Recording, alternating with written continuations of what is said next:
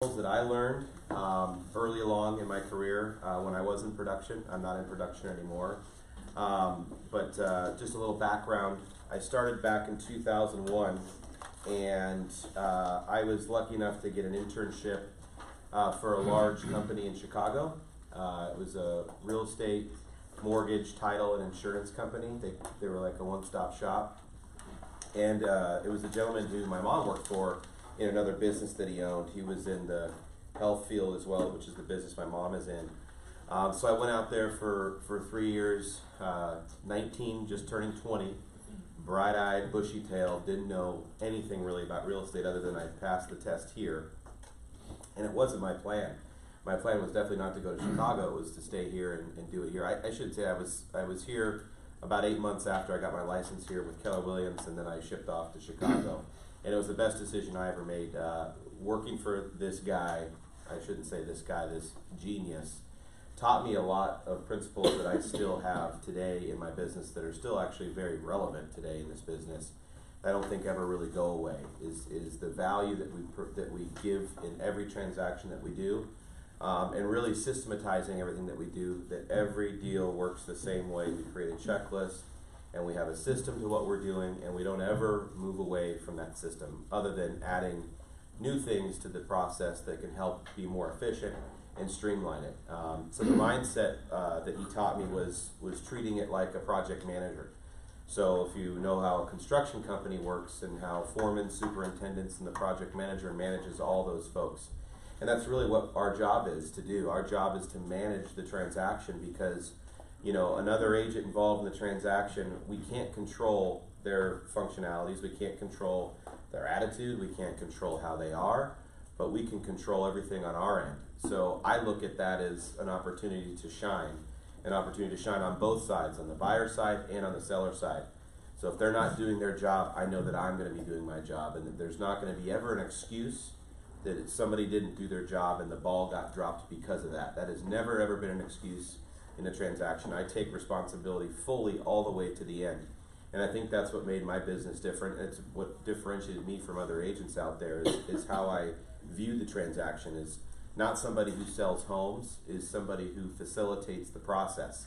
And facilitates the process all the way to closing to give that Class A experience, so that even if it's a tough transaction and even if something happened and it was just a nightmare, because we've all had those deals, that at the end the client says, you know what, that was a terrible, terrible transaction, but I sure am happy that I had you as my agent. And that is what creates the fans, and that's what creates the referrals, and also helps you grow and helps you learn a lot throughout every single transaction, because every single transaction is different. Whether it is the same or seems the same, there's a different buyer, there's a different seller, there's different attitude, there's different personalities. You have a different agent involved, a different title person, insurance, every little piece of the puzzle that's different in a transaction. So when I went out there for my internship, before I was really able to do anything, I kind of went through a boot camp with him. And it was very, very, again, elementary type functions, down to how do you compose an email, how do you respond to an email, how do we talk to the agent on the transaction, how do we talk to our clients, and then how do we truly create a checklist, how do we create a process for every deal, so that when you either hire somebody on your team or you hire a transaction coordinator, or if there's another agent that steps in to help you, you have a package that you have set up for your process, and you can hand it over to them and say, this is how it's done every single time, and we don't move from that process.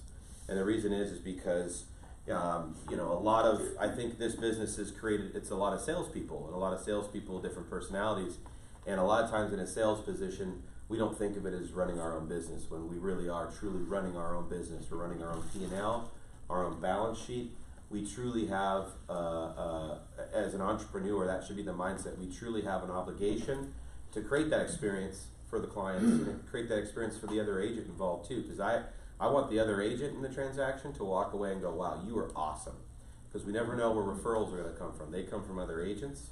They come from, it could be another agent in the West Valley, and I know that I work Scottsdale, and they're not comfortable with Scottsdale, and they send business to me. It happened all the time when it was because of how I was in a transaction. I got referrals from other agents that necessarily couldn't work an area. So always keep in mind that referrals and how we are in a transaction isn't just for the client.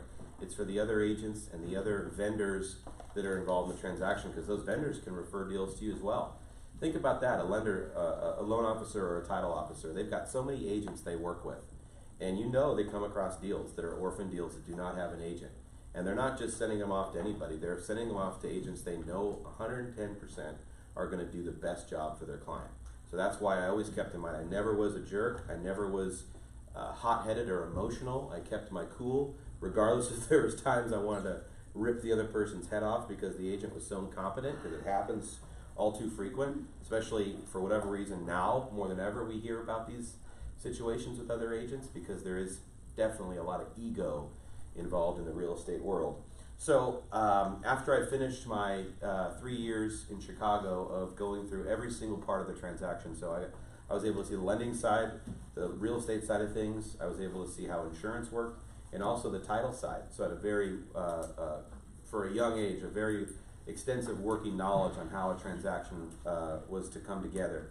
So Jeremy and I early along started my home group in 05, which I was 24, turning 25 years old, and people thought I was either insane to start a company at that young age, but I saw it as the opportunity for me to further grow.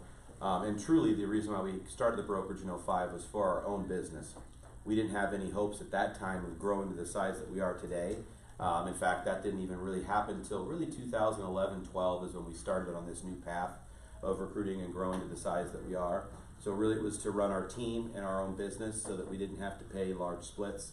Because back in those days, it was a little different. You know, it was a lot of split brokerages. It was Keller Williams was on the rise, and you paid large splits, and in my opinion, were really not for much of anything.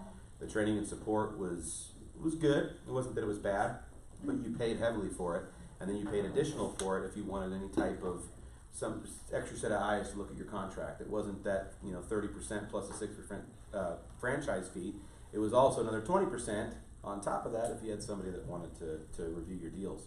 So we got going in the business. We started doing, we had early success, Jeremy and I, on the real estate and the mortgage side of things, because we had a mortgage operation as well as a real estate operation. We closed the mortgage operation in 2008, knowing that was coming.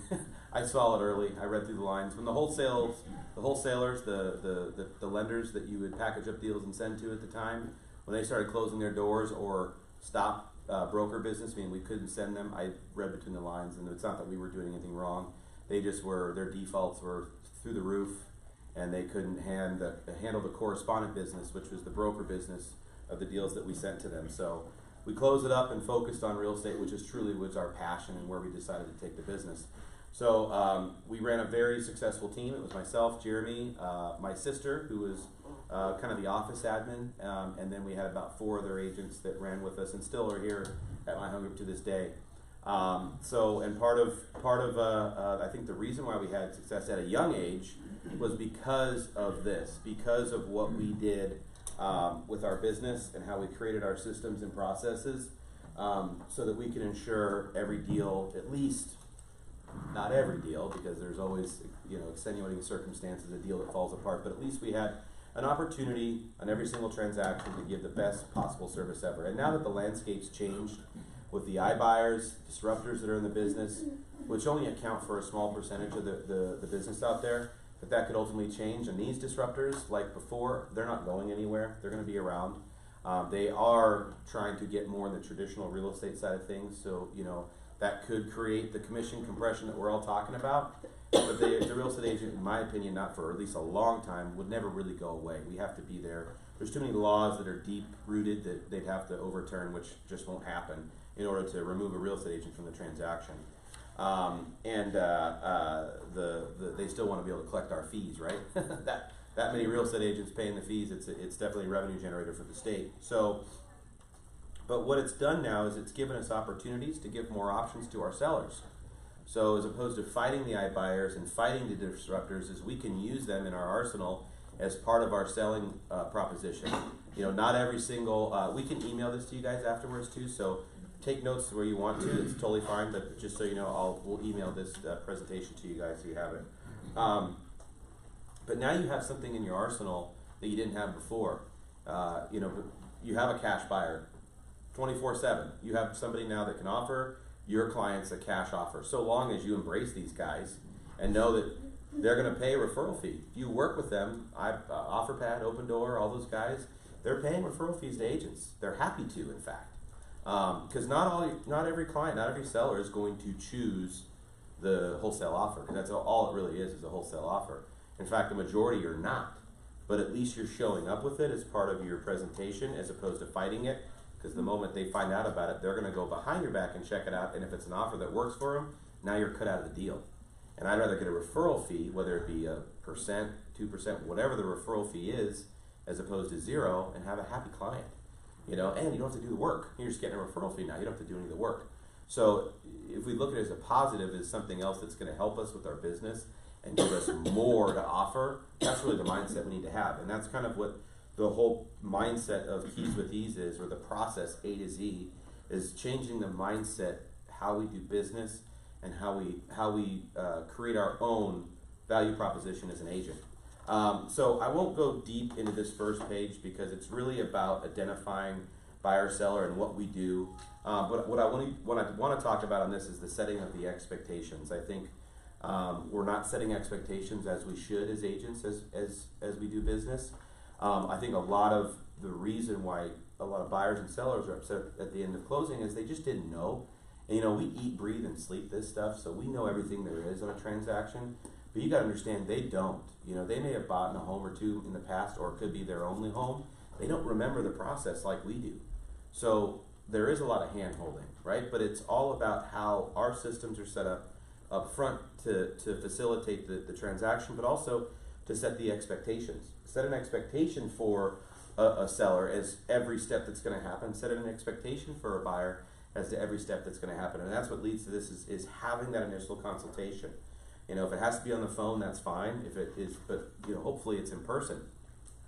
So now when you're sitting with your clients, you can set a true timeline of events that happens.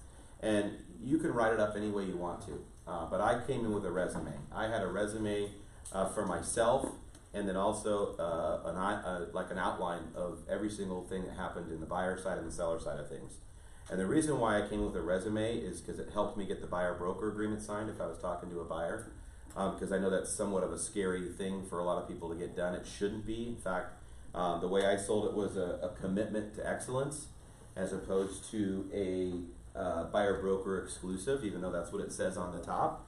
But it was, when you give a buyer a resume and say, this is what I've done, but also this is what you need to expect from me in the transaction. And you're going to expect X, Y, Z, however your process is or however you do things, is portray that to them as part of your resume. And then when it comes time to ask for that signature on the buyer broker, it's not even a thought, because you've explained to them exactly what you do, and if you do not own up to that, they can fire you. Look, if you don't do your job, it should be their option to get rid of you, and you don't want to work with somebody that doesn't want to work with you anyways, and that should never happen, right? Because if we're setting expectations and they know your process, they should know your process and what you're doing, then your likelihood of having a buyer bail on you is slim to none. Again, it's how we portray what we do up front, which eliminates their wondering or what you're doing or what's involved in the transaction. We're lucky on the broker side of things. We get to see thousands of transactions close a month, so all the different scenarios happen. And quite frankly, the reason why a lot of buyers agents or listing agents get fired is because they're just not doing anything. It's the calls we get from the seller. I haven't heard from my agent in weeks. They came and put a sign up. They've disappeared. I have to show property. Or the buyer side, I'm looking at properties on the MLS every single day, and then I call my agent and he sends somebody else out, or he or she does. It's repetitive. We see why a lot of, and of course there's other circumstances where you've got a crazy nutty seller or a crazy buyer that no one would want to work with at that rate. But the thing that's the most common is that the agent's just not doing anything. And that is sad because, what we try to, and it's not like agents here. It's really not a lot here. We're lucky at my home group to have the agents we do. Truthfully, this is such a great group of agents, like none I've ever seen before. Talented people or newer agents that have the will and want to succeed in the business and learn, because there is a lot to learn. So, part of the reason why we've created the education and training that we have here every single week, and we invite all agents from all brokerages, because we want to try to make some little difference in the business. You know, you can't make everybody be the best, but we can certainly try. We can certainly put forth our strongest effort to ensure that at least on our end, we've done everything possible for our agents to give them the correct path for success and truly have a platform to grow a successful business. So when you're talking to everybody and you're setting the expectations, you're setting the guidelines, I also do the same thing with my vendors, with my title company and my lender. They know my process and procedure. They know what to expect, but I also want to know what to expect from them. You know, we're not going to be able to choose the lender in every deal. We're not going to be able to choose the title company, but I'm always going to try and shoot for it. And you should as well. And the reason is because obviously we want to reciprocate and give back the business where it's due. But also because, you know, I work with people that they're going to trust me in the transaction, but I also need to trust them in the transaction. I expect updates from my lender every single week. Never ever to skip a beat. That LSU needs to go out every single week, and I don't ever want an excuse. My title company, when that earnest money goes out, I want to call the client to know that what's going on, escrow's been open, here's what you're going to be sending to them in the mail, because there's that big package that comes from the title company. I want them to know every single thing that's going to happen, not only on my end, but on their end, and it's a non-negotiable for me. If they can't commit to that, they're not a partner of mine. And again, all this in the end portrays to the buyer or seller. They see it. They see that you work differently than other agents. If they've worked with somebody else in the past and they get through the transaction, they know 110% at the end that I'm that much better. And that they don't have an issue when they look at the settlement statement on page 2 and see how much you got paid. They don't care at that rate. It's the reason when they balk at that 3% and go, I could have done better, is because they probably could have, because they had a lazy agent. So when I set up the initial buyer consultation and I go over my resume, my processes, my procedures, everything that I'm doing, when you ask for a wish list or you ask for items that are important to them, you know, you get a lot of times a checklist from a buyer. They send you an email, 3-bedroom, 2-bath, etc. Let them tell a story first. You know, a lot of this is buyers want to be heard. I don't think we listen well enough, but besides the 3-bedroom, 2-bath, you know, pool, fireplace, whatever, listen to a story. Ask them questions. Where are they moving from? What is the type of home they came from, whatever, if they're out of state? What did it look like? What did it feel like? Because most likely that's the type of property they're going to want to be looking at. But even if they're in state and understanding more than just 3-bedroom, 2-bath, let them tell a story about where they came from, where they're, you know, not so much state, but like their job, their kids, their family. We really have to understand the buyer and the emotions of the buyer, because you got to understand too that in most situations this is the biggest purchase on earth. They'll never buy anything bigger than this. The majority of people are not entrepreneurs. They are 9 to 5. They have a job. They're a W-2 wage earner, and this is a big deal for them.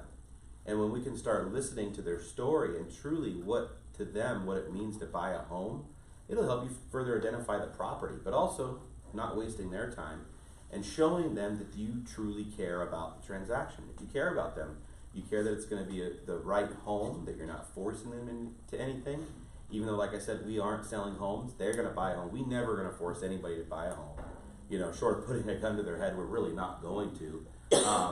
They walk in the home and decide if they buy it.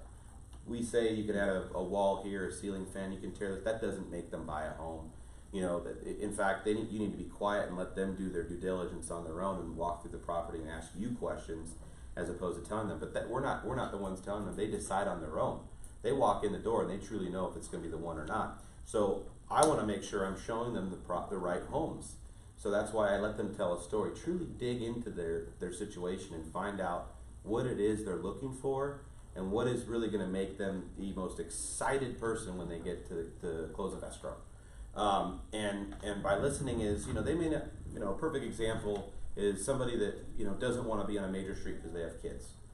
And it happens all the time. An agent goes in, puts in the zip code, and they forget about those little things. They send them property, they go out and look, the buyer walks in and goes, I said I didn't want a back street. I said I didn't want a back street. Now you've wasted your time and theirs because we're not listening. Now, there's nothing wrong with setting up the portal. Sometimes setting up the portal, those properties slip through the cracks. It does happen that way.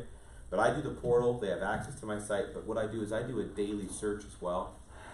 because I want them to see, number one, I'm working. I'm still working every single day. They're not just going on and searching, sending me MLS numbers, then I go pull it up and go show them. That's them doing all the work that we should be doing. Every day they get something from me. When we're in that searching process, the buyer's getting something from me every single day. Because I want them to know I'm working, number one, but also agents there's human error. They're entering the listing in the MLS. They could miss something. A good example is one time we were searching McDowell Mountain Ranch, and they put MTN for mountain for McDowell Mountain Ranch for the subdivision. So when people are searching the subdivision, this house didn't even show up. Didn't even show up. So I called the listing agent. I was like, hey, FYI, because I know the area I'm searching, I found your property. I don't know if you haven't had any showings, but she's like, I haven't had any showings in like a couple of weeks.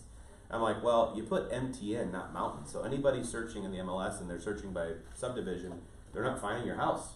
She's like, oh my gosh, thank you, thank you, thank you. So little things like that we can miss along the process that again is something more that we could show them.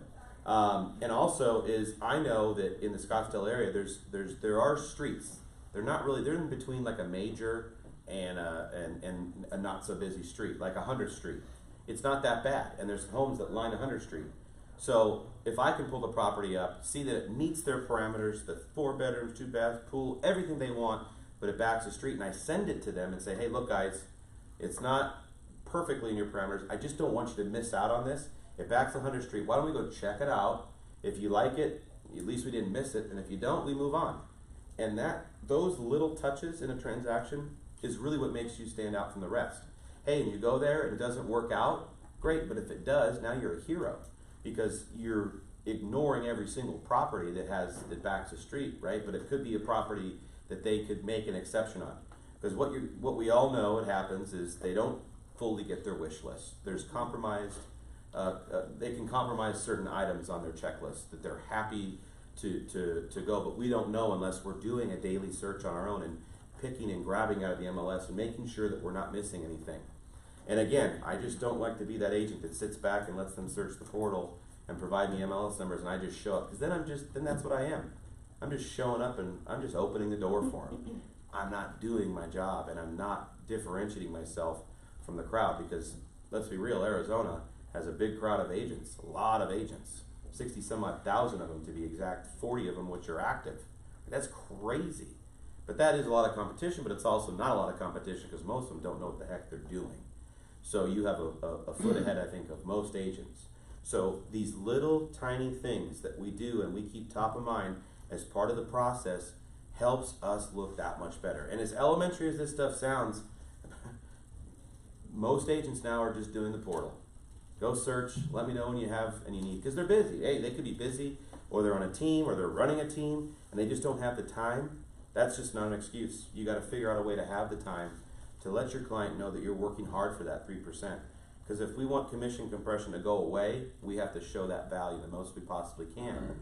And little things are the things that stand out in the transaction. So I'll move on to here in a second. The last thing I want to go over is the previewing of properties. Does everybody still preview properties here? Who's previewing still? Good. Previewing, it just helps you become more knowledgeable, to be honest, but it also, again, another reason to show your client that you actually that you care and that you're working. And we all had it happen before. You see those properties that look great on the pictures. You get there, it's a dog. You know, just like they spray down the driveway with water, and they've got the HDR superimposed, the sky looks purple and all that stuff. And you get there and it's just a dump. You're like, what the heck? I wish I'd have known that. And you could have known that. You don't have to go inside of every property. You can drive by. Hey, if your client's looking at in a property that has no HOA, and that's part of their parameters, because a lot of people now are wanting the whole no HOA thing with all the rehabs going on and the fix and flips, things of that nature, and you get to that neighborhood and there's no HOA, and the next door neighbor has their house on cinder blocks and he's bent over, his crack showing, he's working on his car, that could be an issue for your client, you know, or they've got the workshop in their garage and there's a bandsaw going off and it's loud, it's screaming, that could be an issue for your client, and you don't know these things unless you go there first. And I'll tell you, there's nothing better than calling your client and going, hey, the 123 Main Street on your list, I went and checked it out, and the neighbor is kind of a whatever it is, right? Whatever the situation is, do you still want to go see the property? And they may go, thank you for checking that out. No, but when you hang up the phone, in their head they're going, wow, like, this agent's already gone to the property and checked it out before we're going. Yeah, I chose the right person. Again, little things that we don't think about seem very elementary. It seems very real estate 101, when in fact, the majority aren't doing that. And it's just, you can see it frustrates me, because we all should be able to do this. There's times we can't get in every property. There's times, there's our time constraints, right? We don't have either time, or the client doesn't have the time. Or you call the seller and they can't let you in. That is all okay. But you can at least try to get them at least 4 of the 10 properties you're going to look at. It doesn't hurt to do that. So the next piece is writing an offer. If it matches my sheet. So when I write an offer, my process is a little different.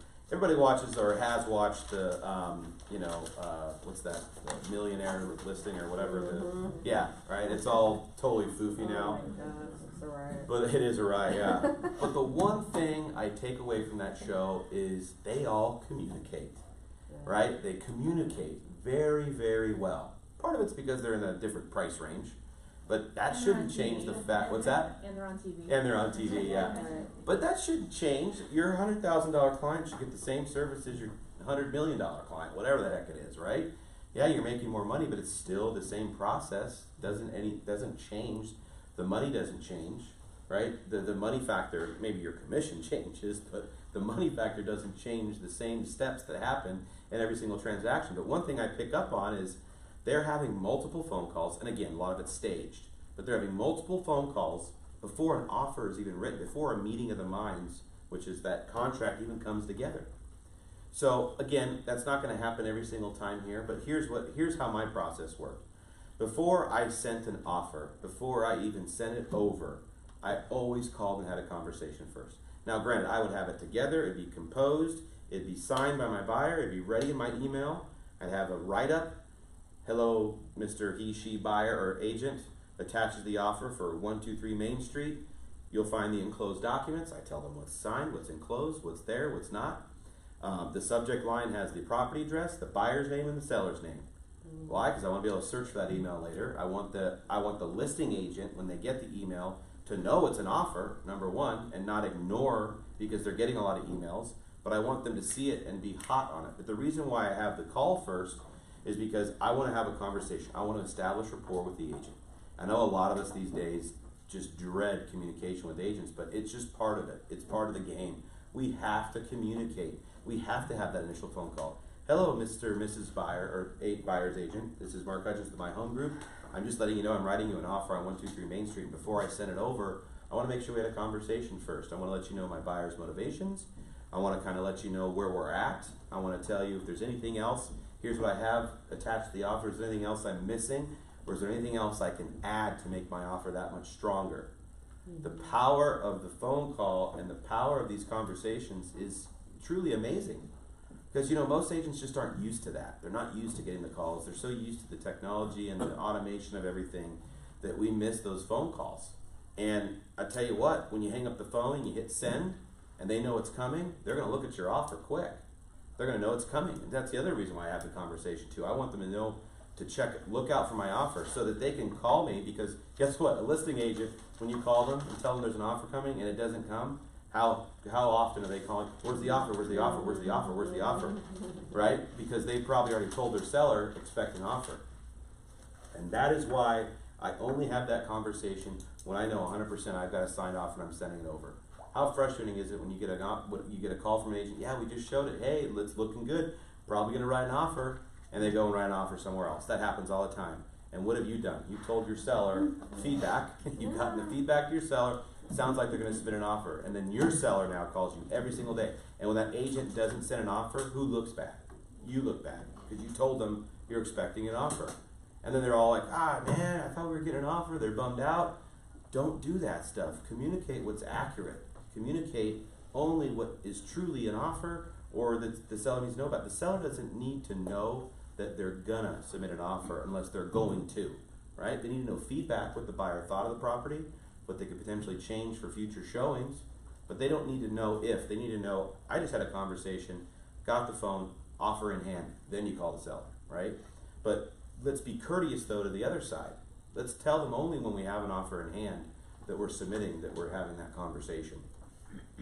And by asking what else we can attach and what else we can provide to them that's going to help further strengthen our offer, they're going to tell you. It's not like that's hidden information. They want to tell you. Make sure that LSU is, or make sure the pre-approval is attached. Make sure that it's signed. Make sure that it's, whatever it could be. They'll tell you what they want attached, and they could have had a bad experience before. It could have fallen out of escrow because of a million reasons. So let's do our best to make sure that we're listening to the agent. Make sure we understand them and how we can help them too. Is there anything I can do to help you, agent? Right? These questions are not the questions that we ask, and it's almost foreign to some of these listing agents or buyer's agents because they're not used to an agent being courteous, and that's a sad thing in this industry too. We need to treat one another with the respect that we all deserve. And I always say too, we can never control the agent's actions or their attitude, but we certainly can control ours. I've turned pardon my French, an asshole to the nicest person at the end because I don't let their attitude affect mine. I call them with a smile. I'm like, hey, how you doing? And by the end, I have them liking me where they didn't like me, or anybody for that matter, because they just a miserable existence. But it's amazing what we can do and what we can control to change the outcome the way we want it to be in every single transaction. Again, it's not all going to be perfect. We're not going to like every agent. We can't make them all be happy at the end. That's just who I am. But we certainly can control our actions. Always can control our actions and our attitude. Once we submit the offer, obviously, we always want to confirm receipt. And that's important because it does happen. They either miss it, it goes to spam. I've seen a million things happen where they don't get the email. And then another email comes in after yours, it's an offer, and they accept that because they didn't get yours. I'm telling you, this stuff happens way too often. It sucks. So always make sure that you have it. If you don't get a confirm a receipt, call them back. Make sure they got it and present it. Hey, a lot of times they get busy too, and they're on the phone, there were showings, who knows it could be, they've got it, they just haven't responded to you, but I still want to get that confirmation of receipt. I want to create that rapport, and I want to make sure I'm having as many conversations as I can with that listing agent to schmooze them. Let's be real, I want to schmooze them. Because I'll tell you this too, someone who's been around the block, I've been 18 years in the business, you start to see the same names again on offers, agents' names. The ones that are out there hustling too and doing a lot of business, you start seeing their name out there. And you know which ones are awesome, and you know which ones you just would rather never do a deal with again. And if you never had to talk to them again in the future, it'd be great.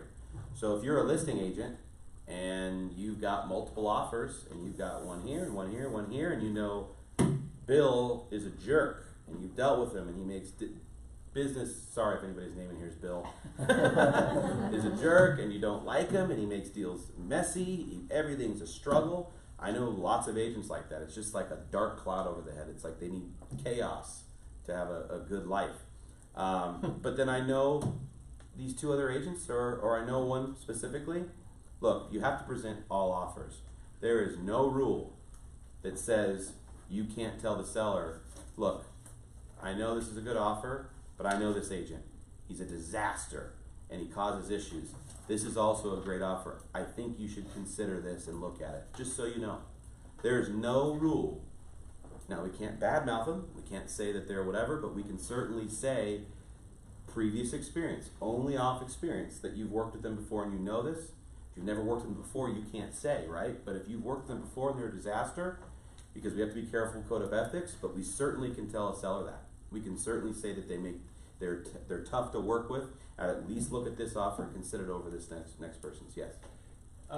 So what have you seen the best way to confirm that your offer has been presented? So, So when I first started, you could actually request to in person present the offer. Yeah. That's kind of dating. Yeah. How long I've been in. No, I'm with you. I've been in the business long as well, and there was a time where you could be there with the agent and present it to your buyer and the seller too. Those days are gone, obviously. The best thing I do now, because of technology, we're not hand delivering anymore. Agents are emailing it to the seller. I just ask them to send me can you send me the email that you sent to the seller so I at least can tell my buyer it was presented? Because if you lose out on it, that's when you're usually asking that question. And they can, if they can forward you an email and remove the seller's email address so that you can at least see it went. There's no real true way though, Okay. you know, to stop someone from lying. If they are lying, first of all, that's awful if they're lying because they're disservicing their seller, and just overall, that's just a terrible character of somebody to do that. But yeah, we've had it. Usually it pops up when someone loses out on an offer. Hey, my buyer has a concern, because we know what happens sometimes.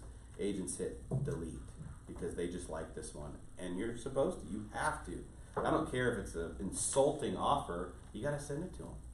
So I just ask for the email they sent, because you know they're sending it by email. Unless That's the the only seller way. tells you not to. What's that? Unless the seller says no. Yeah, the seller can tell you no. I don't want. You cannot send my information out there. This and that. But in most circumstances, Or don't show me it's offer not too a. low. It's not a. Yeah, the seller could say, look, I only want to see offers 300 and above. Anything else, trash.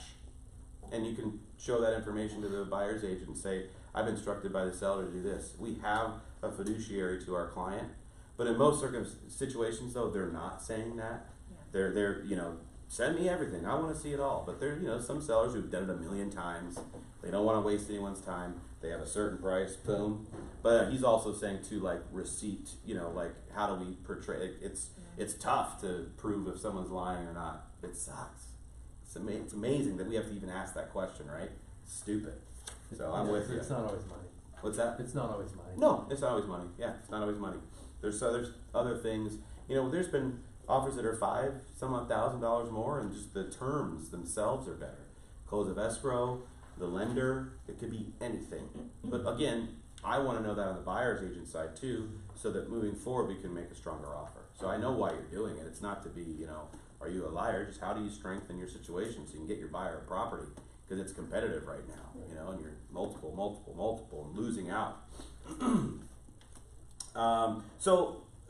Moving through this, because we can start talking a lot, I got a lot to get through. So I'll touch quick on the counter side of things. I always, on the counter offer, because we're going to get one, it just happens. Nowadays you send an offer, unless you just sent in a perfect over market whatever offer, and it was the bam bam boom, and they sign and accept it. Doesn't really happen. But let's talk about the usual, which is a counter offer. You're going to get a counter offer back. To me, there is a strategic way to handle a counter offer too. A lot of times what happens is the listing agent, they just send it over. Find the enclosed counter offer, put your best foot forward, no conversation, no explanation. It's like, come on, man, do a little respect. First of all, I always thank them for the counter offer. Thank you very much for the counter offer. I appreciate it, and thank you for considering our offer. Can I ask you a few questions? Can I get into it? Look, I don't want to go back and forth. I like discussing this because you can talk to your seller, and guess what? I can talk to my buyer, and both of us can give us information to one another to help each other out without breaching our fiduciary to our buyer, right? Yes. Okay, let's chat about it. I know my buyer can get to XYZ price. I know for sure that they can get there. Now, that's where puffing is allowed, right? We're allowed to exaggerate the truth. And that's part of the negotiation tactic. That's why they have puffing. Okay? I'm not going to tell them that my buyer can get to 190, but I can tell them I know my buyer can get to 186, because they can. It's just puffing. You're exaggerating. I know we can go further, but I don't want to give away my whole deck, right? So at least I give the listing agent a win. I give them a win. And I save some time with the counter. Now they can call back the seller and go, hey, I talked to the buyer's agent. Buyer's going to go to this. Like 100% told me that they're willing to go this. What do you think? They're looking good to their seller now. They've got some intel. They've got some information. They can share with their seller about the buyer. And hey, we can maybe come to a meeting of the minds, and the buyer now has saved maybe $4,000. They didn't have to go all the way up to 190 like they said they would. But the reason for all this is, again, further creating the relationship with the other agent and communication, but also eliminating another counteroffer. I don't know about you guys, I hate counteroffers. They drive me nuts. And I've seen 9 total counteroffers before, and it's because of lack of communication. They counter title, then they counter lend, then they counter this, then they counter 1,000 here, then they counter, and you're going, oh my gosh, why don't you guys pick up the flipping phone? Just pick up the phone. And the conversation too is, hey, what is important here? Okay, so we don't have to go back and forth. Can you tell me, what is it? Price? Is it close of escrow? Is it title? Let me know. because we'll meet that. We'll match it. Whatever's important to you, I'll have a discussion with my buyer, and I want to meet your seller's needs. Because I also want to give the seller a feeling of a win too. Because if you give the seller the feeling of a win, everyone wants to win the negotiation, right? Everyone wants to win. That's why everyone gets stubborn over $500 and $1,000, which we all know is crap. It doesn't mean anything. Come on, let's get the deal done. But a lot of it's because there's no communication. I'm sending a counter, you're sending one back. The seller's like, I'll show them. Sends them another counter back, and then back and forth, and it's this game of tennis, And really, it's just like, come on, pick up the phone, have a conversation, find out what's important on both sides. I'll write it up and I'll send it over for signature. Sound good? It really is that easy. It really is that easy. It's just, and again, well, I shouldn't say it. There's still people that are tough to deal with, but again, we can control that a little bit on our end, right? Just by having conversations and having a discussion with the listing agent, and again, give them that win. Bids are in here too, right? Yeah. Okay. So once we have the accepted, your guys' slide is off of mine. That's weird. No bids. Is there no bins in this? No. Okay, then it is off of mine. So we get the accepted offer, and there. So once we get the accepted offer, we get out in the inspection period, and again, we all know, right? Everybody gets them scheduled fast. I don't have to get into the logistics of that. Get your inspection scheduled day one. The moment it's accepted, and also please get your earnest money submitted within the 24-hour or business day, within one business day. I know if it's Friday at 5 o'clock or the weekend we're getting accepted, we can't submit it on Sunday. But get your earnest money in as soon as possible. It's super important. I've seen a lot of people get burned, like on the seller side, because the buyer didn't do it. And guess what? Escrow's not hounding for earnest money. And that's another reason why I have my escrow officers that are important in my relationship that I use, because they're going to hound the other side for the earnest money. I've seen it. Again, I'm not here to tell the war stories and the horror stories like real estate school, but it wasn't my client, but it was an agent here, represented the seller. They were just going on their merry way, right? Accepted the offer. It was a weekend. Did the inspections, this and that.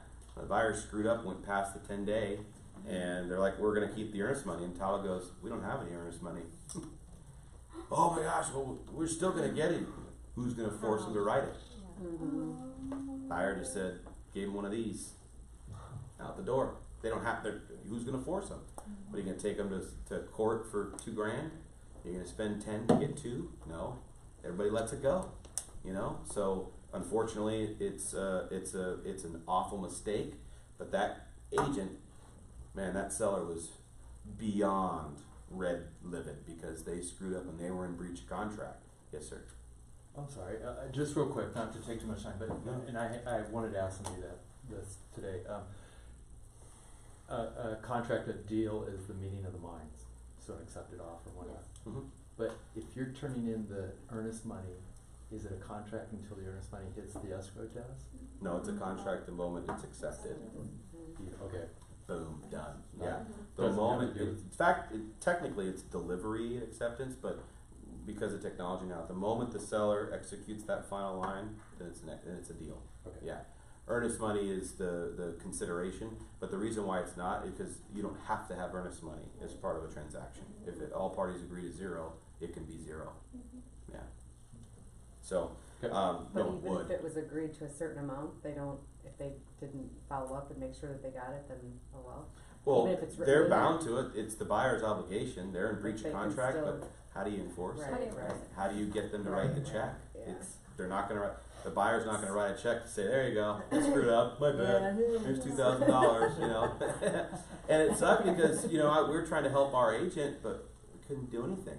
And if of course, the buyer's going to go silent. The buyer's agent's going to go silent. Yeah, you turn them in and you report them, and it goes nowhere. It really just goes nowhere.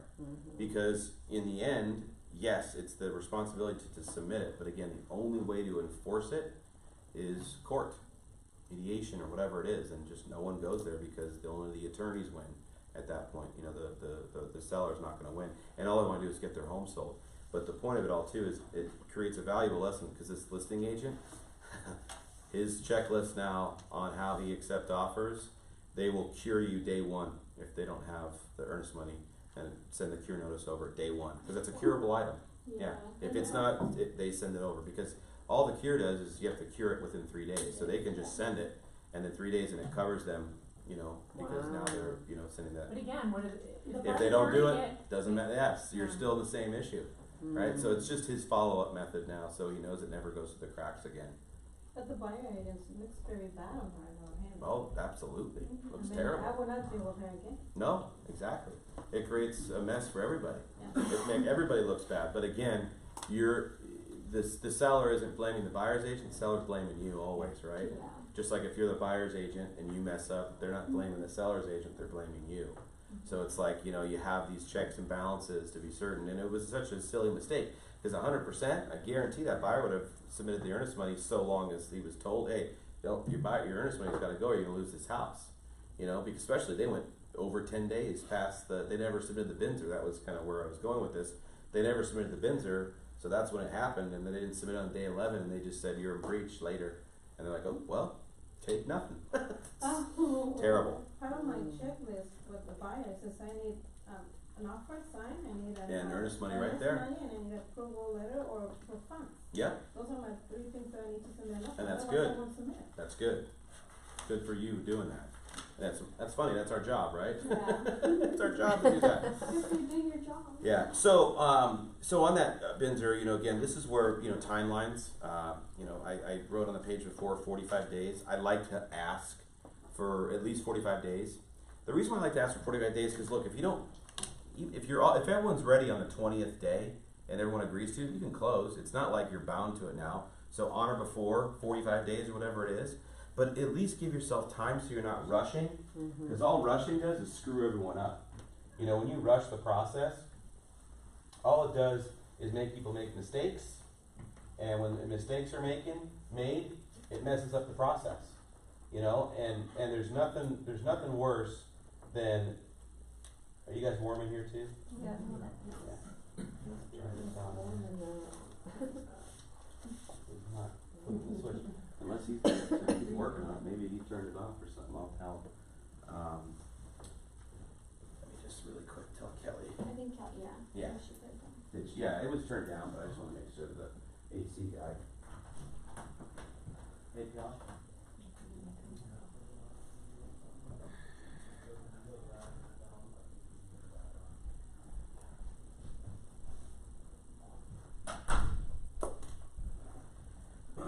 So, the 45 days just ensures that everyone has their time to get the deal done, because that's where you see all the mistakes. And you know, I just go through a quick timeline here with you just to explain how long it could take. The 10-day inspection period really means a total of potential 21 days that you could lose. If they take the 10th day to submit their BINSR, there's 10 days. The seller has 5 days to respond, and then this buyer has 5 days to respond off the seller's 5-day response. And then if everyone agrees at that point, the 21st day you can move forward. So that's 21 days essentially you could lose. And if you have 45 days, that still is cutting it close, because it's not 45 calendar days, even though the calendar days is how we write contracts. Business days is when people work. And that's why we write it all for calendar days, because calendar days truly is how every contract works. It's how we always know the right timelines. It's never business days, always calendar days unless otherwise specified. So, you know, once the BINSR is accepted and they get to appraisal, underwriting, think of the process there. And let's be real, underwriters aren't working on the weekends. Well, some do. They're all 8 to 5, Monday through Friday. So there's never ever, you know, we got to think that they're not going to be going the extra round. They don't have a 7-day week job like you do. They're working within their time frame. They're salaried people. So I always keep in mind on my time frames that I never have anyone's rushes, because what happens is if an underwriter's rushed, they get upset. And when you upset an underwriter, suddenly you have more conditions to satisfy. It's weird. They play God. They really do. They have a very godly, you know, type of mindset, because, you know, they're stuck in a fishbowl underwriting files, and if they get a messy file, that upsets them. If they're rushed, if they're told, whatever the case, we want to just let everyone do their job. And it's so funny when you let everybody do their job and you back off at the end of time, they suddenly get it done quicker. Your file suddenly is moved to the top. They're not rushed to get through something. It gets done in a timely manner. And we don't want mistakes, because if things have to be redone again, it just turns the clock back further. And we don't. There we go. You just flipped it on. Who does that? Who turns off the AC in the middle of a Put it back on. class? Oh, Thank look at you. his face. Yeah. So you know it's again honor before. That way, like 21 days. Hey, you ready to close? Hey, you ready to close? Let's close. Cool, sweet. We're all happy. We close. Deal. You know, that's something we would add under the contingency section of the contract, just saying that, you know, I mean, today is what, the 29th, we'll just say, you know, July 15th, and just say, you know, the closing will be on July 15th or before. Yeah, honor before. As agreed to by both parties. Yeah, honor before, and that's really what you want to do, because it just, again, if everyone wants to close early, they can. So, but the timelines, the reason why, you know, people want to get it done in 30, and that's great, they want to write 30 in there, who cares? Write in 45, give everybody the time to do it, no one's stressed at that point. So with the Binzer, let's go back to that really quick, because the Binzer has changed over the last year and a half, that every property essentially is as is now, so you don't have to worry about the non-working warrantable items and all that crap. But be courteous to each side, whether you're on the seller side or the buyer side. When you submit that Binzer, like, don't say see attached report. In all honesty, that's not servicing you and your buyer. It's too vague, and it could screw you up. I've seen it screw people up in the past, where they wrote see attached and there was nothing. It was just the inspection attached. So that's technically not a response. It really isn't a response. So, and of course it can be argued both ways, and you know, again, in the end, everyone got their earnest money back. It was all good and gravy, but it caused question, and we don't ever want to cause question. Is if you don't have enough room on the Binzer, write in what fits, attach a separate Word document, have them sign it, say see attached Word document for the items requested by the buyer, and just do your job. It doesn't take long. Heck, you're copy and pasting most of it off the inspection anyway, or at least copy and paste the items that you want repaired and put them on there. But have it be on the Binzer or on a separate piece of paper so it's clear and easy to understand. In all honesty, I want it to be easy to understand, because I want the seller to accept whatever I'm asking. And when you send over a form that's incomplete or it's vague, you got a pissed off seller now, I'm not fixing anything. And suddenly now you got a deal falling apart, you know? And if it's gonna be a credit for repairs, be clear on what it is, put the items that are in question, and then the repairs that you're doing, or the amount that you want. So the items that you want repaired, or the credit for the actual items, you know? Don't be vague. And then for the, you know, if you are, you know, a lot of people say you could cancel for any reason, and you can cancel for any reason. One thing I've seen that's caused an issue is buyer elects to cancel this contract and there's no reason written. That is not a valid Binzer. It's not a valid, I can cancel for any reason. Yeah, but you didn't put it down. You have to put it down. If that clock goes past the 10 days, you could be in a pickle. You could be. So when you write out the reason, whatever it is, make sure you're clear, and just double check. If you're unclear the reason, call the hotline. Ask John or Larry, Andrew, Brian, or anybody in the hotline, and just say, hey, look, this is the reason for canceling. And he's going to tell you, yeah, of course you can cancel for any reason. So the agents say, oh no, you can't. It's got to be a whatever. No, it can be for any reason. But you know, have it be a valid reason. You know, I hate saying come up with a reason, but truly that's the case. Come up with a reason that you're canceling on the Binzer. If there truly is a reason, they're going to have one. You know, I've seen that they go through the HOA and determine they don't like the bylaws because, you know, it could be that they want to one day make it a short-term rental and they don't allow it, especially with VRBO being popular these days. It could be they don't like the rules and regulations of where they park their car.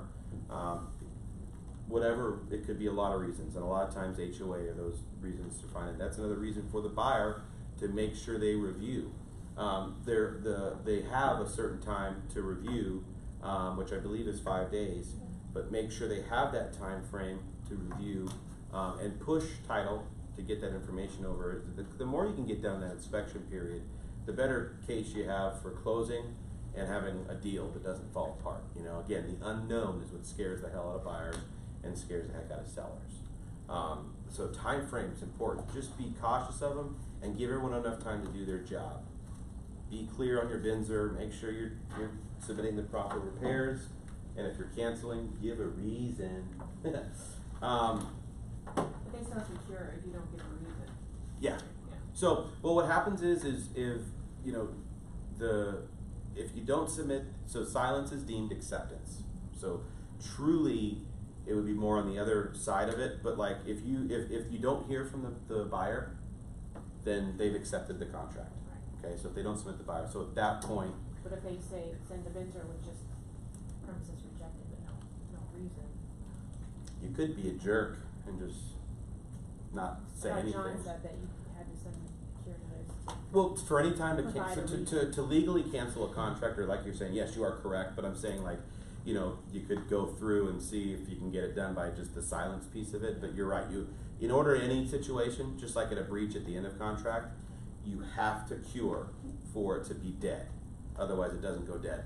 One of my buddy, who's an agent here, I won't tell you his name, but the buyer never closed, they didn't close on time, and they just assumed didn't close, they're not, and the buyer said that they're not gonna close, they just let it go, right? So the seller moved on, put their house on the market, all that stuff, and didn't have a dead deal.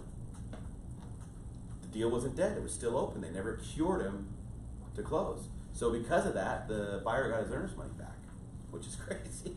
All these little weird things that happen, you know? So you just in your head, you're thinking if you miss your close of escrow, deal's dead, right? No, the seller has to cure them for missing the close of escrow. So, and the same with the Binzer. What's that? Why did title ask for You that? gotta think too, you got title, that they're busy, they're moving a million miles an hour, they've got hundreds of other escrows going on, and it just happens. Happens it's just one of those things. And another reason to have a good title escrow officer, because one that knows you and you work with you is gonna say, you got closing in 3 days. In fact, they should be calling you way before close of escrow. I haven't gotten docs yet, what's going on, right? So, a lot of reasons, a lot of things went wrong in that transaction. A lot of things went wrong in that transaction. So, so once we're through the Binzer and we accepted the contract, we're moving and shaking, we're grooving, we get to the lender process, right? Again, getting that LSU weekly is my prerequisite for any lender I work with. It's super important. You get these out-of-state lenders that say they don't have to or they don't want to. You send them the contract and enforce that, and call their manager if they don't. Call whoever their superior is. I don't care if they're out of state. They say, oh, I'm out of state, it doesn't apply to us. It sure does apply to you. You're writing an offer in Arizona. If you're licensed in Arizona, because you have to be to write a loan, you have to abide by the contract rules and regulations and the laws. Yeah, so it doesn't happen a lot, but you get that credit union arrogant, idiot that just doesn't do a lot of deals and you just want to strangle them because they just refuse to send the LSU, and that's a breach of contract. There's an obligation the lender has to the contract too. But it falls on the buyer side of things, obviously. But that's where you have the conversation. You're putting your buyer in jeopardy. You don't even have a loan if you want to continue this riffraff back and forth. But also, too, we want to see the status, where it's going, where the file's at. If I know I'm, 15 days past the Binzer being accepted, and they don't have income, tax returns, pay stubs, bank statements they've marked no, what's going on? Why don't we have this stuff yet? Because now, moving on to the lender process and the side of things, your lender, that should never, ever, ever, ever, your loan should never be denied for income. Ever. Ever, ever, ever. If you're getting a loan denied at the 11th hour because of income, the lender's terrible, and they didn't do their job. When you issue a pre-approval, and I tell my clients this too, a pre-approval is everything except the property. Everything short of the property, because there's no property to write yet, because you're getting a pre-approval up front. I want a full underwrite on my file, and they will, and they have to. That's how you give a real pre-approval. People misuse the phrase credit qualified and pre-approval, two separate things. You can pull someone's credit all day long, they can tell you they make $100 grand until you look at their situation. You don't know. They could have a hobby that they lose money on every year for a tax shelter, and suddenly their 150. You don't know, right? So have a full underwritten pre-approval, which makes you have a stronger offer. Now you've got a stronger offer. You can tell the seller, look, this isn't just this is a real pre-approval. Their whole situation's been looked at by an underwriter, income, assets, etc. This is a good offer. It's like as good as cash at that rate. But by having the lender do it up front too, it eliminates heartache down the road. Because when you get that call that it's been denied because of income, you're up the creek. You're literally not figuring a way out. You're done. You're dead in the water. You can't get creative on a situation like that. Property's done because you don't qualify anymore, so you're back to the drawing board. Your buyer's earnest money could be gone, and usually what happens at that point is they're jaded. They don't want to even start the process. They put it on hold, and all that work went in for nothing.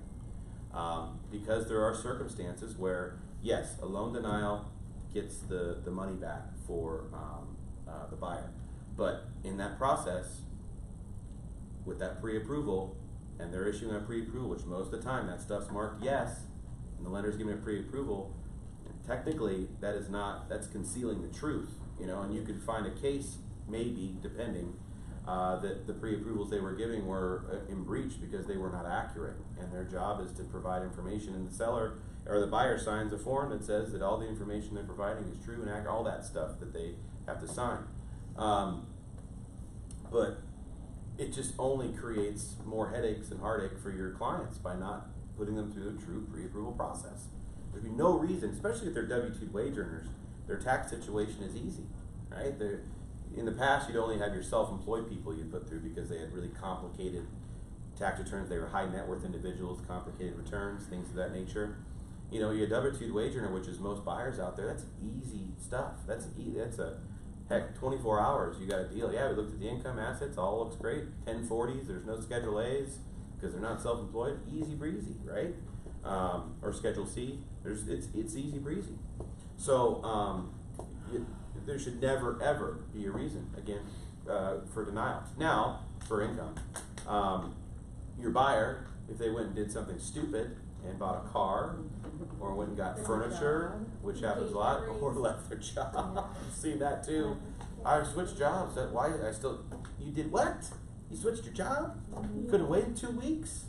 So many things happen. So there's a checklist now that lenders have of the do not do's. Yeah. Use that checklist. Go over it with them at the buyer consultation. Make sure you do. It says do not run credit, do not open new credit lines, do not buy furniture, don't go look at furniture. Don't do anything, essentially. Nothing until you're closed and recorded. Then you can quit your damn job, or whatever you want to do. But yeah, we've seen people go in and go get furniture interest-free. It's interest-free. I'm going to make a payment to $2,025. Well, it's on your credit. You still have to, they're going to take that as your payment. And now suddenly you don't qualify for the loan. This stuff still happens all the time. It's so stupid, but it does. And again, it can be avoided by setting expectations and having these discussions at the beginning so the buyer knows everything they cannot do, everything they need to just sit back and wait to get done until you own the home officially. So when the file goes in for underwriting, once the appraisal's done, which another reason for time frame, it's about 5 to 7 days now, right now. Some are quicker to get an appraisal done. So you gotta be really careful with that because that puts you back on your time frames. And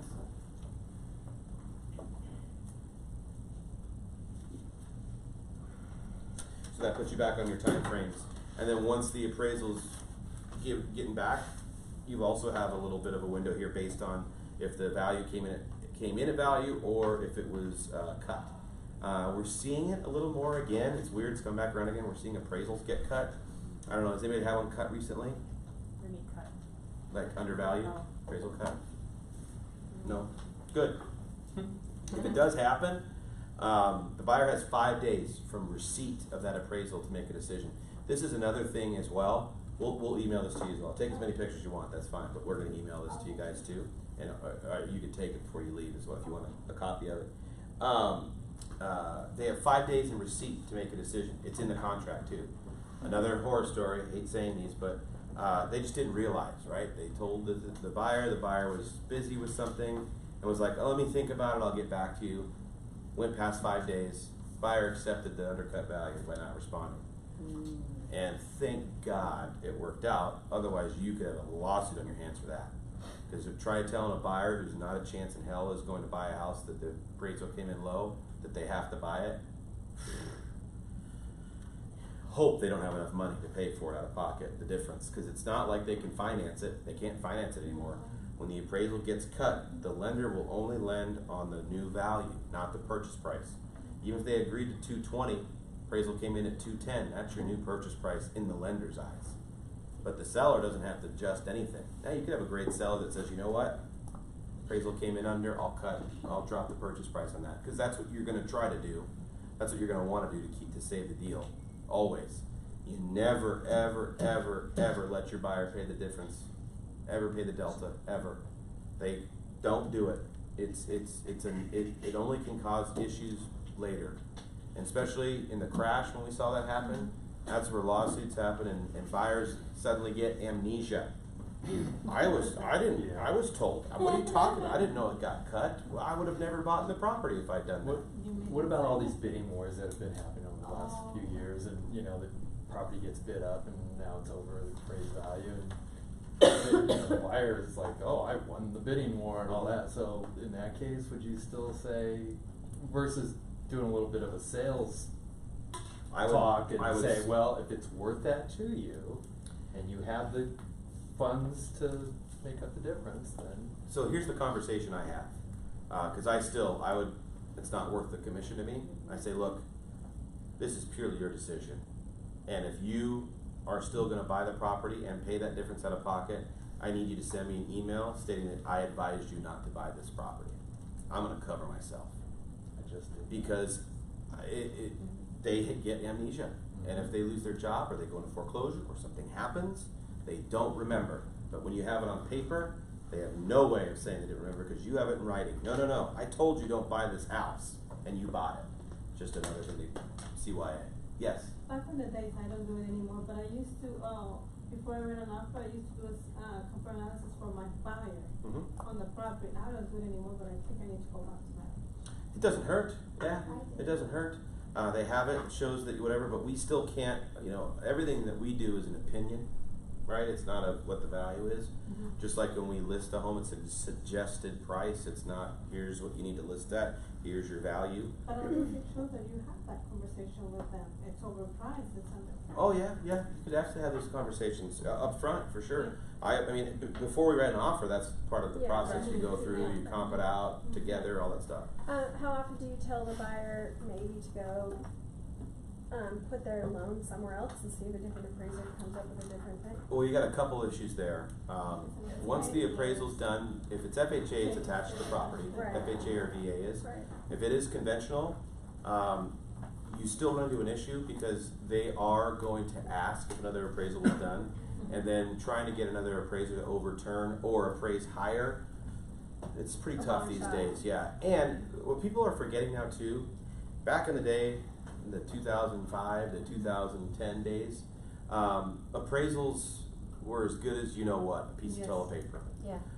And you would get $20,000 difference. Because appraisers were crooks.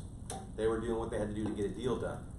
They all have a very strict appraising guideline now. They can only appraise and give certain value for a certain property. They can only adjust X amount for certain upgrades. They can't give $100,000 for views anymore and all the stuff they used to do before. They used to overinflate stuff. It's very, very strict. So typically, they're within a very, very close range. Now, to do that, you'd have to notify the seller and addendum sign that they're switching lenders. And typically what happens at that point is all gloves are off and the money becomes non-refundable. Their earnest money becomes non-refundable. And it's kind of gambling a little bit because you don't know if that new appraisal is going to come in. Right. You can do an appraisal review. That's what I actually suggest over switching lenders is for you, if it truly is a mistake and like they didn't use comps they should have, because you get a copy of it, you take the comps, you package it up nice, and you send it to the other side and request, and they can deny the appraisal review, or they can do that. Again, tough to overturn. If you truly was a mistake, and people make mistakes, and there is a comp that is like for like, model match within 3 months, and they didn't use it, I at least want to know why they didn't use it, and if they missed it, then they can add it. It could change things. That is a very, very slim chance, but it doesn't hurt to help try to put the deal together to help your client. The thing that you want to get out of that piece is that you never ever send the email. And again, if they really want to do it, they want it, that's okay, but I'm not advising them, and I want in writing that I advise them not to do it. Yeah. Just to But be meeting safe. in the middle, you're not so Yeah, hard meeting about in the that. middle's not too bad because the seller's compromising, the buyer's compromising. You got a meeting of the minds. Both parties came to the table. that's totally different, you know, when both parties decide to come and say, look, you know what, I'll do it, you do it, good to go. And basically, you know, you send that cop over to the lender, and then the lender will review Right. it, and then Right. they forward They it over submit to the you. review. Because there's no, broker. Yeah, you're not talking to the appraiser, yeah, this all goes appraiser. through the lender, yeah. And basically the appraiser, you know, the appraiser's client is actually the lender, not the, not Yeah, the agent. yeah, That's it what- always goes to the lender, there's never a direct to appraiser, contact. So, once at that point, you've come to either meeting the minds, splitting the difference, whatever it is. In this situation, most likely the appraisal comes in value.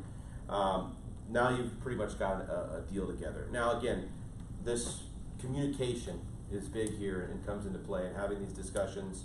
And a lot of the times, you know, the just real quick back to the appraisal, it just came to my mind. We have some agents, they actually put a nice bound package together to give to the listing agent, to give to the buyer, or to give to the appraiser. So, a lot of times investors do it, they put an investor package together, they go through upgrades, they go through all the things. It eliminates a lot of legwork for the appraiser. They still have to obviously do it themselves, but it's a really nice, it's bound and it looks great. It's presented to them to help them with their job and actually give them information they need. Again, upgrade lists, pictures, what it costs, like truly package it up. If you don't have a lot of that information and truly you're just trying to help them come to the value you, as a listing agent, you put it at, provide the comps you used, as many pictures as possible, information, months, this and that. That helps them at least make the decision or get to value. You're not trying to persuade them, you're just trying to help them with their job a bit. So that just came to my mind, I forgot to mention that it was really cool. He showed me one of the packages he sent, it's really put together nicely. So, moving quick here, since we're getting close on time through, I won't go over the underwriting process. As you guys know, again, it's just timing and what could be expected. The buyer needs to know certain things that are gonna be asked for by the lender. They're gonna need another pay stub, they're gonna need their bank statement, they're gonna need to provide everything. Again, part of the setting the expectations is them knowing you're gonna get this 5, 6 times, potentially they're gonna ask you throughout the contract. Don't say you sent it, don't fight it, just send it. Send it, send it, send it. Give the lender whatever they need. They're gonna ask multiple times, and usually it's for a reason. Just set the expectation up front to your buyer that they're just gonna have to do it, and to not push back on it. Okay, closing. Because this is where things nowadays, where I think a lot of close of escrows are missed. And close of escrows are missed when time is not, when the sufficient time is not given, again, for the lender, for the title company in preparation, basically everything. Everybody knows about the TRID and how that works with signing. So when the file is finally approved, know that there's time frames in there.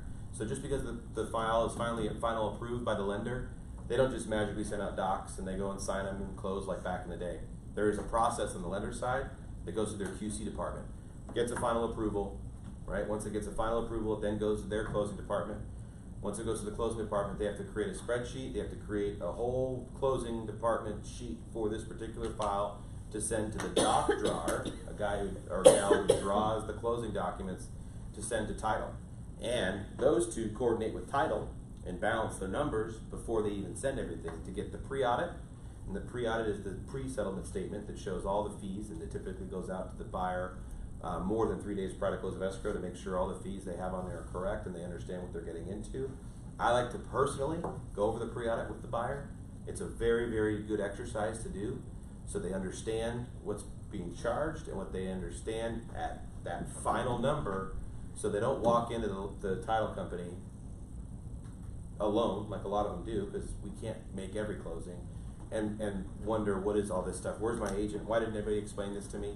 If you can make closing, make closing. That's a very, very, number one, it's a great marketing tool for you to be at closing with a video and be at closing to take pictures, and you give your client a nice package of the process and the pictures and their settlement statement, so they have it as a safekeeping, and that really means a lot to the buyer, having a picture of them, a celebration of that, and you're able to use it for your own marketing purposes as well. You should do that.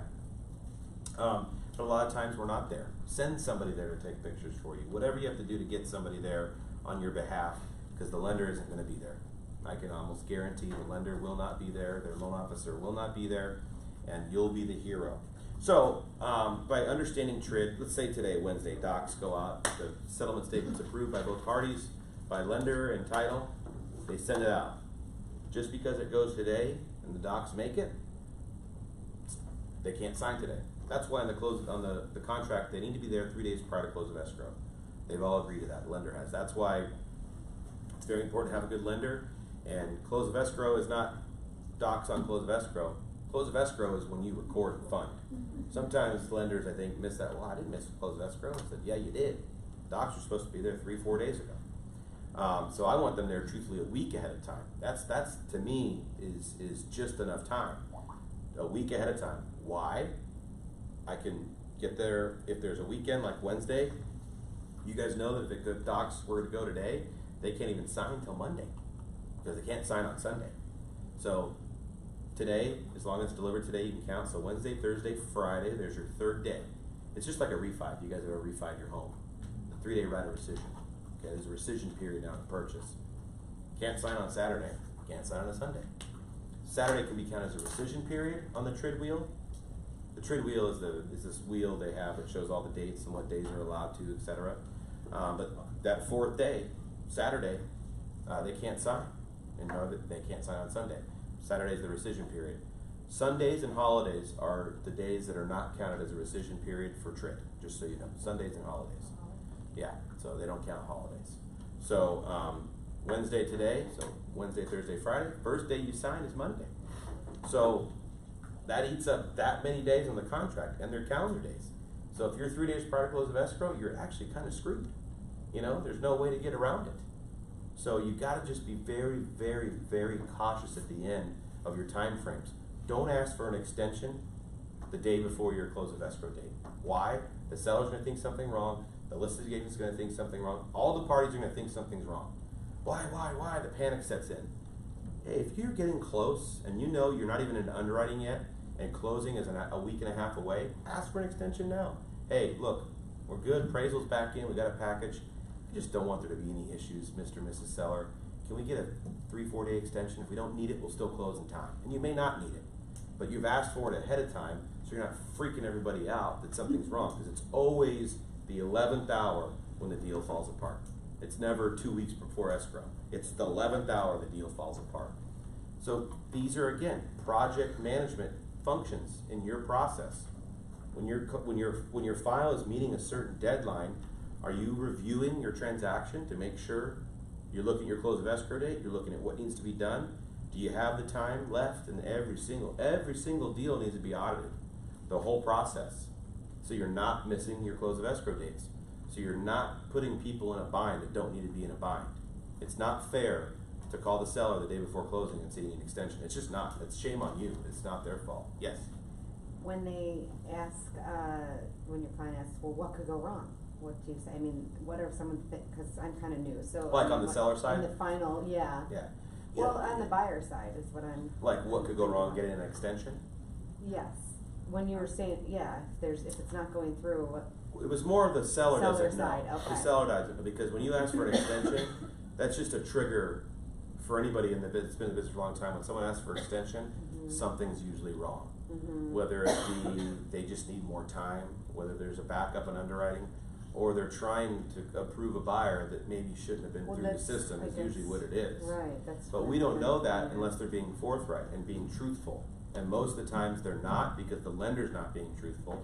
They're not telling the buyer's agent the situation, so it creates a disaster. Again, another reason to have a lender that you trust, because the lender's going to call you immediately when there's a problem. We have a problem. Houston, we've got a problem.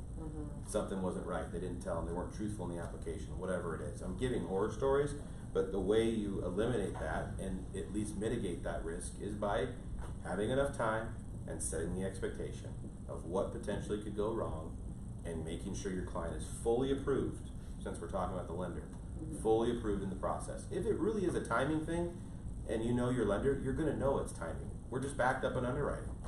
All right, we'll probably make it in a week and a half, but I don't want you to have to ask for an extension later. That stuff happens a lot when it's true. But again, the reason why I say give the seller side time asking for the extension, because anytime we do, it's just, every agent that's done it, it creates the anxiety that there's something wrong. Yeah. Why do you need an extension? Mm-hmm. So, when you give enough time, then they know. Usually So, happens with yeah. computers, you have more time. So again, now that we've signed, there's still time left. We've got the package has to go back to the lender. We have to fund and record. That takes anywhere from 24 to 48 hours to fully fund and record. So again, these all take away time on our timelines on our contract. And again, if we're good, we can close early. We're ahead of schedule. Let's do it.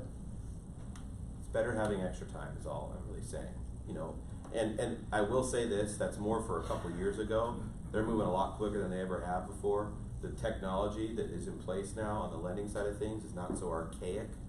So they're getting approvals quicker. A lot of stuff now, they're back to the automation, getting desktop underwriter, running it through DU, which is called desktop underwriter, where they weren't doing that. Everything had turned to manual underwrites, which takes a long time. But now they're actually doing it through desktop underwriter, which saves the approval process. They're getting, in some cases, appraisal waivers because, again, someone's putting down 30–40%. Their credit's great. The situation's good. They run what's called an AVM, an automated value mortgage analysis, which it's pulled in the system. And so long as the comps in tax records comp out properly, they can actually do that. Those are usually properties in like an area like this that are very predictable. The property sold for this, they're all model match like properties. Rural properties and custom homes, things like that are tougher to get that. But again, the process has changed. It's back to some normalcy. But the guidelines, the underwriting guidelines are still strict, and that's what needs to be strict, making sure people can buy the damn home. Right. Yes. So on this line, you said something about the walkthrough. Oh yeah. And So, to not do a walkthrough if the seller hasn't vacated. mhm. I mean, I've bought and sold a lot of homes personally, and I've never been gone when they did the walkthrough. Well, I'm not gonna I mean, I most- said I'd hand it over at 5 o'clock and so and such, and that's when I do. Well, most agents don't realize that the seller has to be gone in order to conduct a walkthrough, and if they're not, then you have to get an extension. I would get an extension, and I wouldn't close, personally. You're actually required to be out of the property prior to close of escrow, you know that? No. Mm-hmm. I remember that, but I feel like I've looked in the contract recently and I can't find where it says that. So, I'll have John kind of explain where it says that, but in order to vacate the property, or in order to conduct the final walkthrough, I dropped my pen. In order to conduct the final walkthrough, you have to be out of the property, and you're supposed to be gone prior to COE. You know, and that's why in the contract it requires closing documents to be 3 days prior to close of escrow.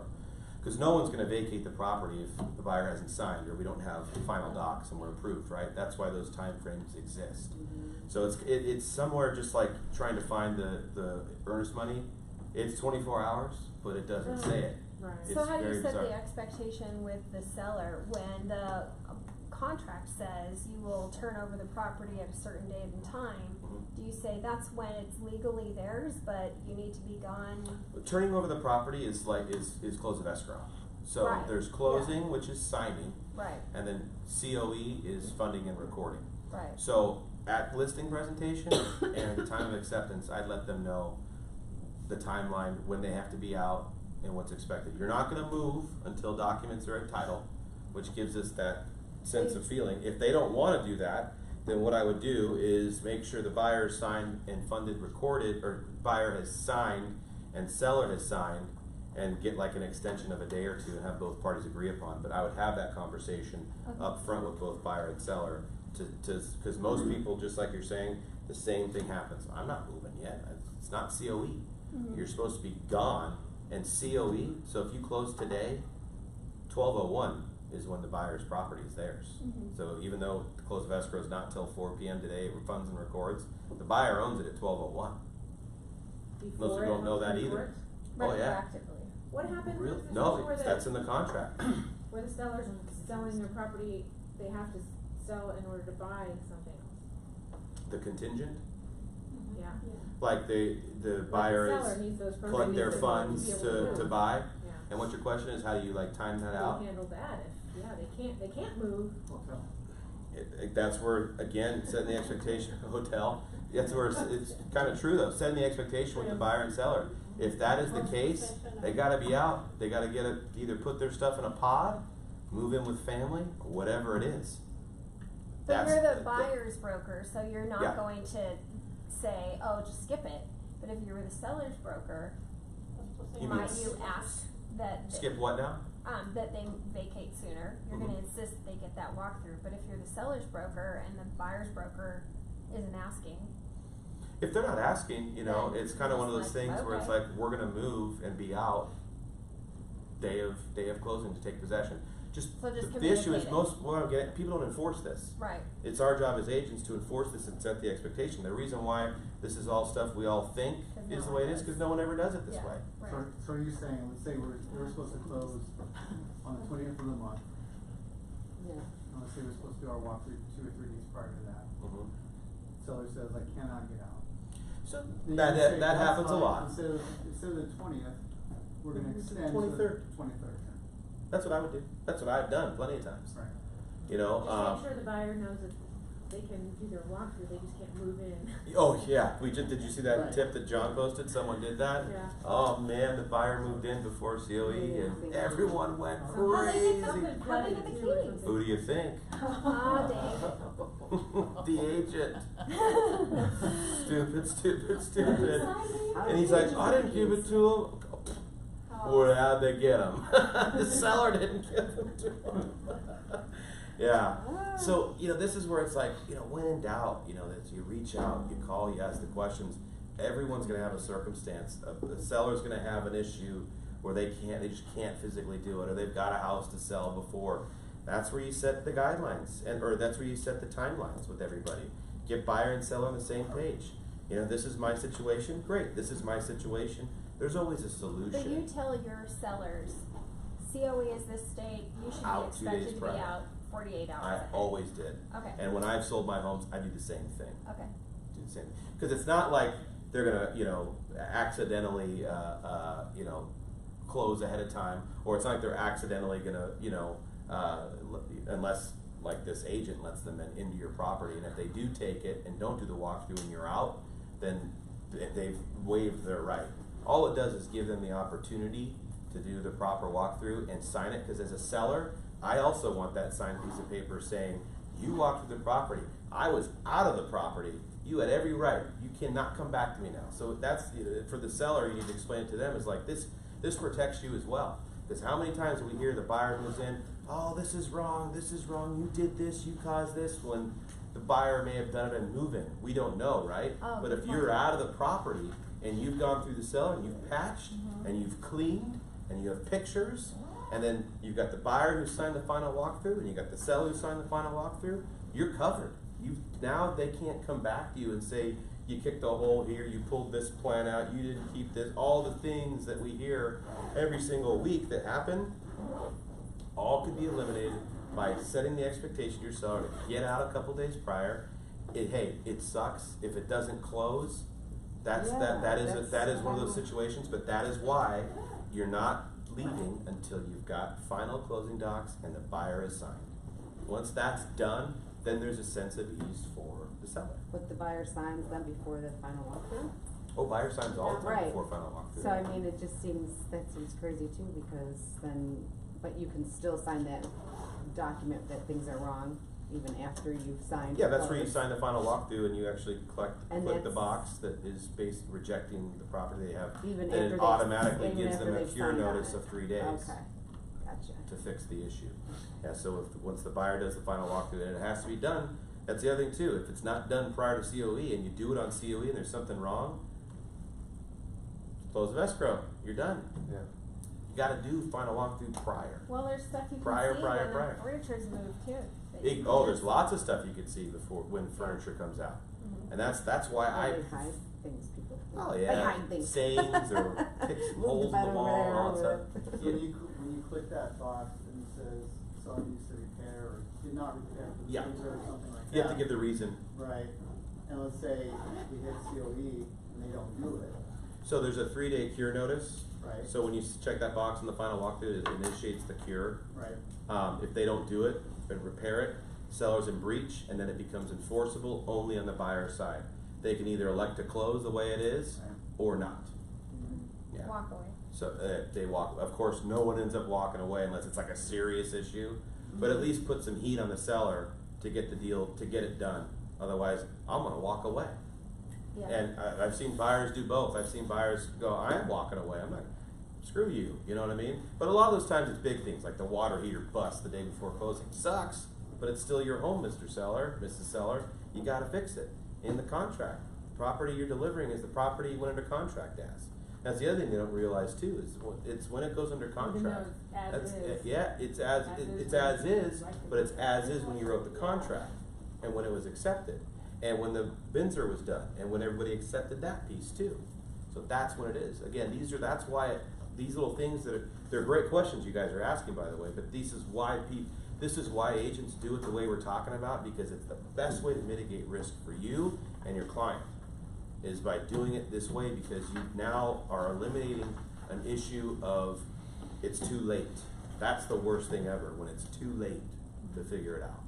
You know, give the extra time. Just do it. Not a big deal. Just give the extra time, a couple extra days. So what? It just gives everybody time to do their due diligence so they don't get into a pickle. You know? I have a question. Yes, sir. You triggered something. You said in the contract says possession as a 12:01. Yeah. And let's say it's a holiday weekend, and but they don't get it recorded Friday by 5 at the county, even though it's electronic. And so now it's going till Tuesday. What happens in those? It's still their property. If there was an extension done, if there was not, technically it's theirs. Still the seller's property. No, so It's the the buyer's property at 12:01. Even though it's not recorded as Correct. So Now, if the place again, burns down, they're responsible. Correct. Again, this is one of those things where it still has to legally record to switch title. But the way the contract reads, and John Dyer will tell you the same thing, Okay. it is now your property. So The reason why they do it that way is so that there's no way of anybody, getting out of it or trying to say, oh, I'm done. I no longer want the property anymore, It's never Yeah. based on recording. It's always based on the contract, the legal document. So what if for some reason it didn't fund?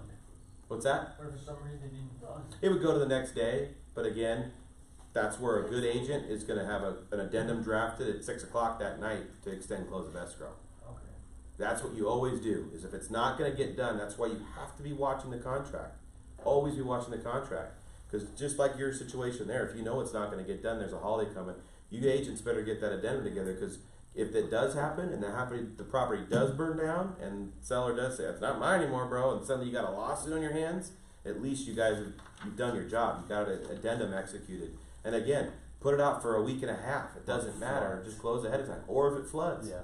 All these things have happened before. Do you give the keys on Friday still? I give the keys only when it's recorded. Recordation. Okay. I've had that situation happen, although I didn't.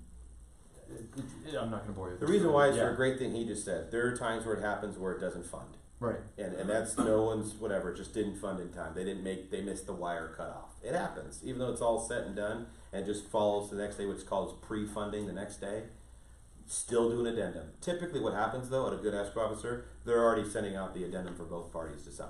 Right.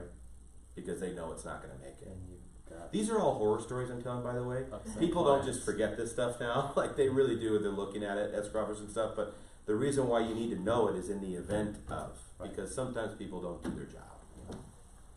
Don't give the keys. Don't give the keys until, congratulations, everybody's paid and it's sent to the recorder's office. You're good to go. That's when you get the keys. But you're saying there's prior to that, but you still don't give them the keys.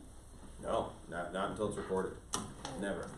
Okay. They own the property legally. Mm-hmm. Per contract law, they own it at 12:01. But I'm not giving the keys for the same reason like you just said. If it doesn't fund, Yeah. technically, they don't have it because the title has not been transferred. Ah. Don't confuse yourself with that piece. I'm just saying that's just what legally it is. Legally it's that way on the contract. And the reason why they do that is so that someone can't just back out. Right. Interesting stuff, isn't it? Financing. Thank you, everybody. Thank you. So glad I didn't bore you with all this.